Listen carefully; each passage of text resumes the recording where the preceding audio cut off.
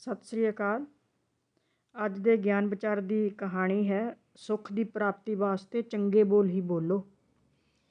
ਇੱਕ ਵਾਰੀ ਬੁੱਧ ਇੱਕ ਬਾਜ਼ਾਰ ਵਿੱਚੋਂ ਗੁਜ਼ਰ ਰਹੇ ਸੀ ਤਾਂ ਇੱਕ ਵਿਅਕਤੀ ਉਹਨਾਂ ਦੇ ਕੋਲ ਆਇਆ ਅਤੇ ਬੁੱਧ ਨੂੰ ਨਮਸਕਾਰ ਕਰਨ ਬਾਅਦ ਬੋਲਿਆ, ਮਹਾਰਾਜ, ਇਸ ਪਿੰਡ ਦਾ ਸੇਠ ਤੁਹਾਡੀ ਨਿੰਦਾ ਕਰਦਾ ਕੁਝ ਬੋਲ ਰਿਹਾ ਸੀ। ਜੇਕਰ ਆਪ ਦੀ ਆਗਿਆ ਹੈ ਤਾਂ ਮੈਂ ਦੱਸਾਂ ਕਿ ਉਹ ਕੀ ਬੋਲ ਰਿਹਾ ਸੀ।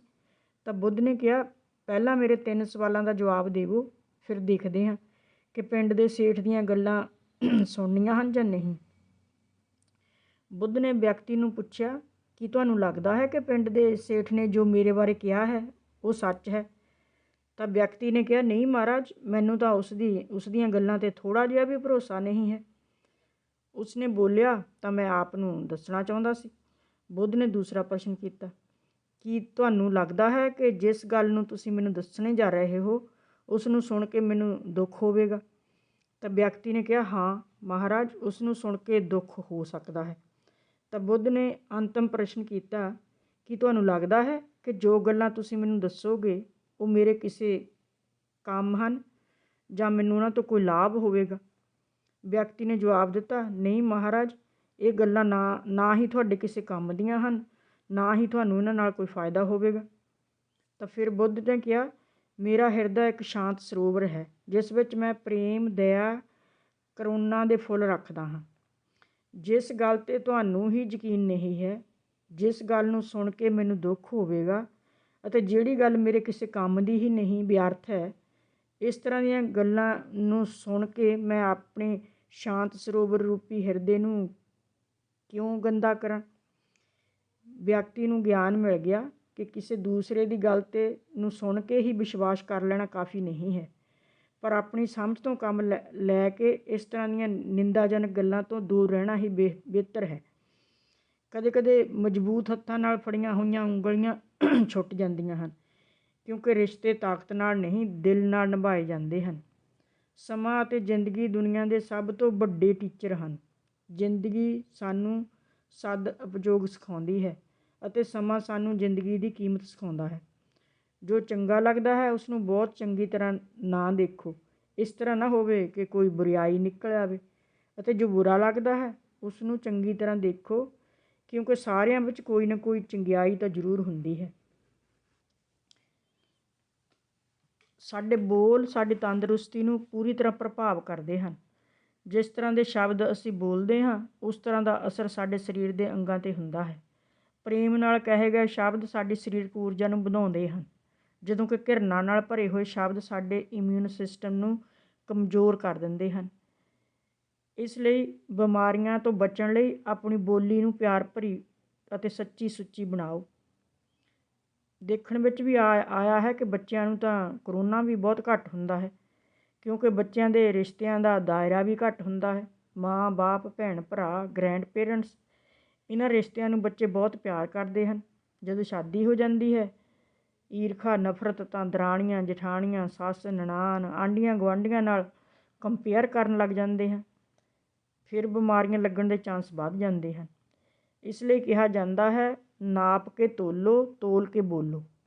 ਅਸੀਂ ਜੋ ਵੀ ਸ਼ਬਦ ਬੋਲਦੇ ਹਾਂ ਉਹ ਸਾਡੇ ਜੀਵਨ, ਸਾਡੀਆਂ ਆਦਤਾਂ ਨੂੰ ਅਤੇ ਸਾਡੇ ਵਿਵਹਾਰ ਨੂੰ ਪ੍ਰਭਾਵਿਤ ਕਰਦੇ ਹਨ।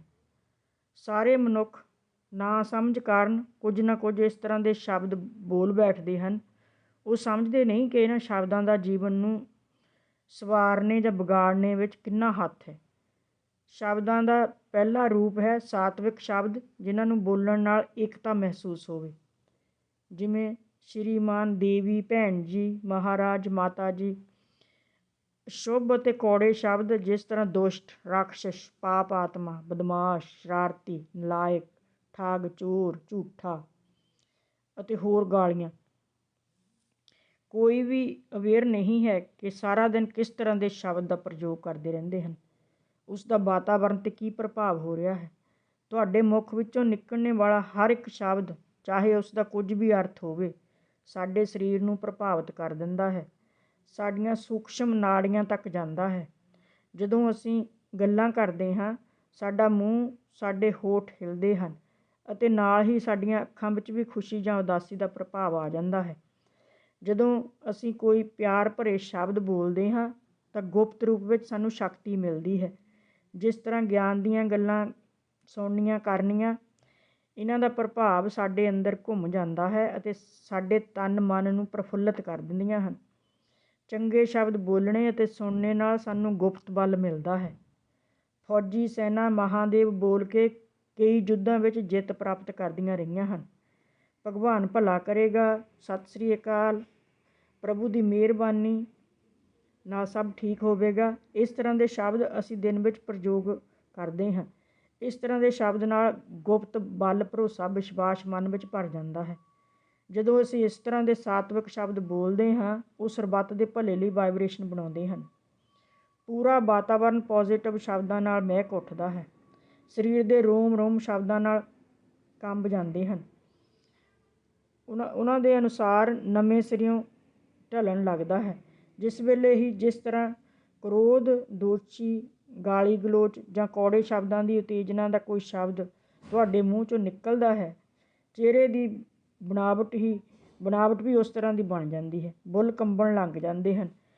ਸਾਰੇ ਸਰੀਰ ਵਿੱਚ ਅਜੀਬ ਥਰਥਰਾਹਟ ਜਿਹੀ ਪੈਦਾ ਹੋ ਜਾਂਦੀ ਹੈ। ਅੱਖਾਂ ਲਾਲ ਹੋ ਜਾਂਦੀਆਂ ਹਨ। ਜਿੰਨੀ ਦੇਰ ਤੱਕ ਮੂੰਹ ਵਿੱਚੋਂ ਬੁਰੇ ਸ਼ਬਦ ਨਿਕਲਦੇ ਰਹਿੰਦੇ ਹਨ, ਉਨੀ ਦੇਰ ਮਾਨਸਿਕ ਅਤੇ ਆਂਤਰਿਕ ਭਿਅੰਕਰਤਾ ਛਾਈ ਰਹਿੰਦੀ ਹੈ ਅਤੇ ਹਿਰਦਾ ਕ੍ਰੋਧ ਅਗਨੀ ਨਾਲ ਜਲਣ ਲੱਗ ਜਾਂਦਾ ਹੈ। ਦਿਲ ਦੀ ਧੜਕਣ ਵੱਧ ਜਾਂਦੀ ਹੈ।